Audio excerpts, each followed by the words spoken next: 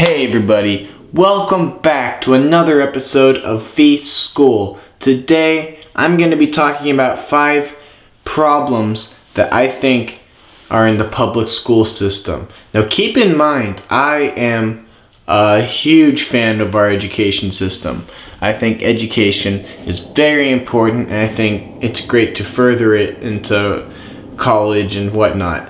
And I think having an education is amazing. That being said, there are some problems within the public school system that I think I should bring up.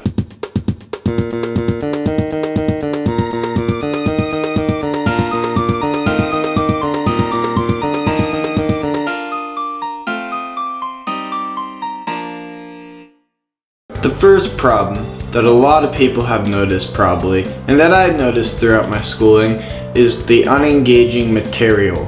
The subjects themselves aren't unengaging, the things they're teaching you, but the way they're teaching you can be unengaging. For example, some students love reading out of textbooks and think it's very easy to dissect and annotate the textbook, but other students look at the textbook, get overwhelmed, stress, and get anxiety.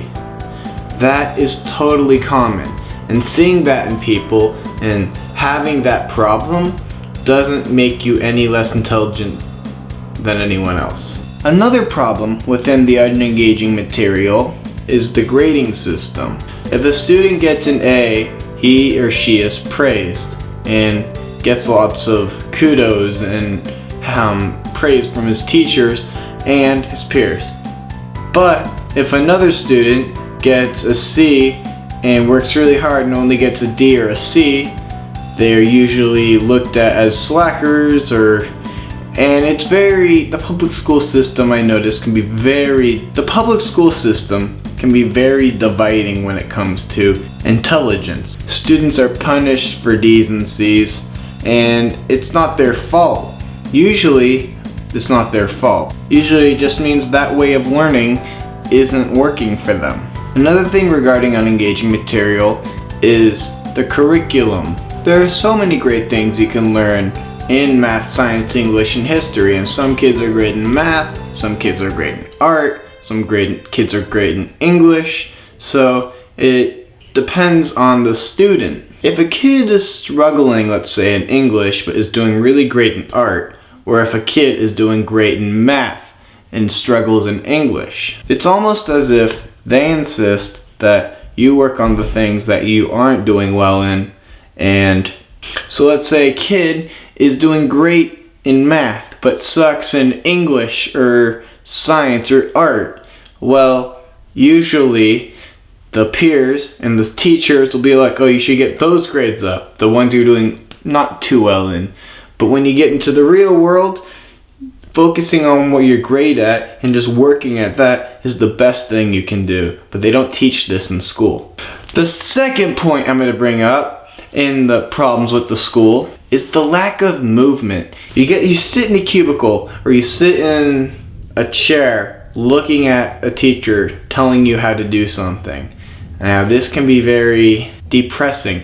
When you're a kid, your energy is everywhere and you want to do so many things, and your creativity, and the world's new to you and you want to experience it, but you're forced to sit in a chair and work. And the lack of movement can be devastating for some kids and some people, because this can help lead to depression.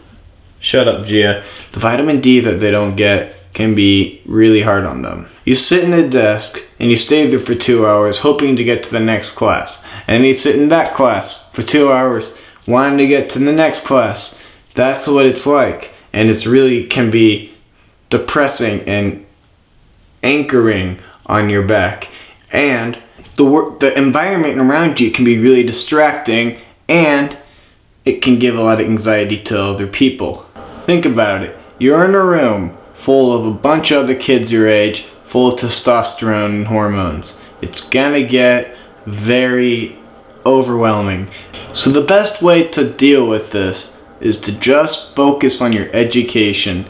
And I know I sound really nerdy when I say this, but when you're in high school, you think everything matters. When you get out there, all that matters is pretty much the things that mattered to me personally in high school was the very good friends that I kept. So just focus on the things that matter to you if you are in high school. Anyways, being stuck in these rooms can be very depressing on kids. My third point is underpaid teachers. Teachers are the cornerstone of the economy, in my opinion. If you don't have educated students, you won't have an educated future. Teachers work really hard and they do not get paid that much. Apparently, I looked it up. They get paid about $75,000 to $80,000 a year, and that may seem like a lot, but if you do the math, they have to pay for rent, and 80,000 divided by 12 sinks down to about 6,000, right? So, and they have to pay for rent, which probably leaves them with 2,000 in groceries. You get the point. It's not as much as they deserve. We just need to put more investment into these teachers and into the public schools.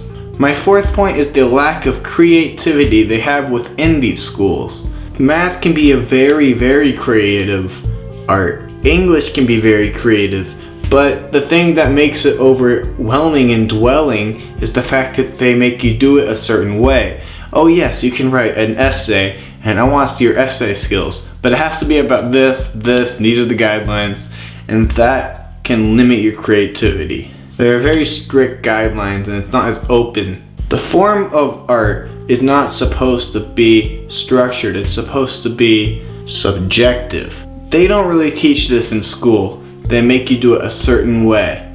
And even in English, if you don't do it this way. Now, there are certain things. You have to do spelling correctly. That's education. You want to look professional. When people are changing your voice and what you have to say, that's the problem that education has. If someone stands up a lot of times when kids stand up to someone or something in public schools that is oppressive, they get punished for it. And this shouldn't be taught in our public schools. The fifth and last point, the lack of real world skills they teach you. Now, when kids are asked, hey, how can I use this in the real world? Usually they're punished for it, and I don't understand this. Oh, teachers get defensive like, just learn it. You have to learn it. The things that you really need to know are how to pay taxes, how to do jobs, how to look for jobs, how to build resumes, how to build schedules for yourself. These are things that are the most important when you get into the, quote unquote real world. I learned none of that in high school. I personally went to an expeditionary learning school called SAIL, and they did teach me how to make a resume and a lot of these kind of things, and how to do taxes and stuff, which I thought was cool. And they also had this other grading system, and a lot of people didn't like that learning style. I thought it was great. I'm just saying there needs to be more diverse opportunity for these kids growing up in these schools, because a lot of kids like big textbooks, but a lot of kids need other material and ways to learn, and sometimes that's not available. That's my Feece school. Thanks for watching and have a great day.